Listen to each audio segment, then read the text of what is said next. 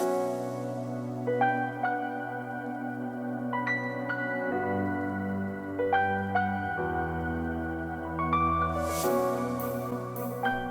friends, exceptional at nothing other than being very average here, bringing you another Dota 2 video where I want to address one of the more common problems that Donnie and I see to varying degrees in our coaching sessions and in our weekly replay review sessions.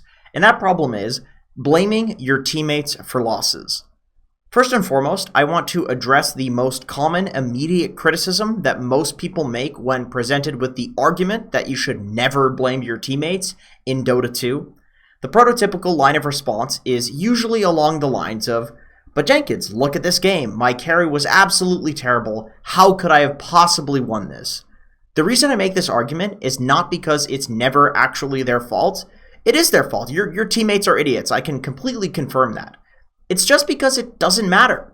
The bottom line is Dota is extremely competitive, and chances are, if you're watching this video, you are a competitive person. So my argument to you is, for the purposes of learning, never blaming your team in pubs is an incredibly powerful tool that you can use to get better than other people, faster than other people. As a bit of a backstory, what originally drew me to make this video was a thought that I had while driving out to my dad's house in the country to feed my elderly cat while he's out of the country. Not my cat being out of the country, my dad's out of the country. My girlfriend was driving, so I was able to look out the window and enjoy this lush, green country landscape with all of these hills, decrepit, broken down farms, historic buildings, and so forth. It's pretty cool. I live in an old town. After a while, I remembered that I learned in driving school how awfully dangerous it is to look to the left and right while driving, because whatever direction you look, that's where you're going to start veering towards. So you want to look straight down the road, and you're going to drive straight down the road, especially in tight spaces. It makes driving incredibly easy if you pick a goal, if you pick a target, and you focus on that, with very little looking at things to the left or the right. I think this is a concept that most of us would agree extends far beyond driving. Humans tend to be very good at setting goals and slowly but surely moving towards them. Of course, there is this caveat that we usually tend to overestimate our ability to reach goals in the short term, but then underestimate our ability to reach goals in the long term, and Dota obviously is no different. And this is why blaming your team is simply not effective for getting better.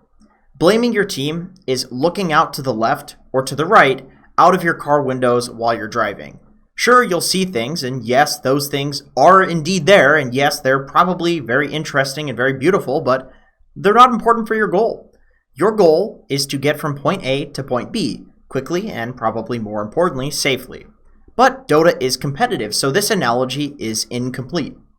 In the corrected analogy for Dota, you're not alone. There are other cars, and you are racing people from point A to point B.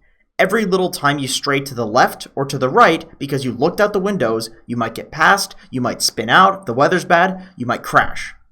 You don't want to be one of the people that gets left behind because you're distracted by something that's not your goal. I get that this may sound preachy and purely anecdotal at first glance, but there's plenty of actual science behind this behavior. In the description, I've linked an incredibly interesting study that perfectly describes, matchmaking algorithm aside, why Dota is so incredibly snowbally in terms of both loss streaks and win streaks.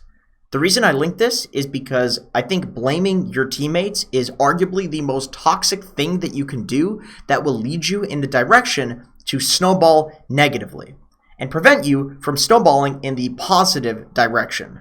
So, what's the solution? How do we avoid this? For me, what has worked is I have replaced the "my teammates are idiots" thought pattern with the following. What would Zyre Universe do to win this game I'm in? I pick Zyre Universe because I think they're both incredibly good, not toxic, and they play the role that I play. The player doesn't really matter, just pick your favorite. But this thought will interrupt the typical teammate blaming thoughts that will surely creep into your brain, and instead of thinking that your team is bad and you can't win, you'll start thinking that your team is bad, but how would somebody better win?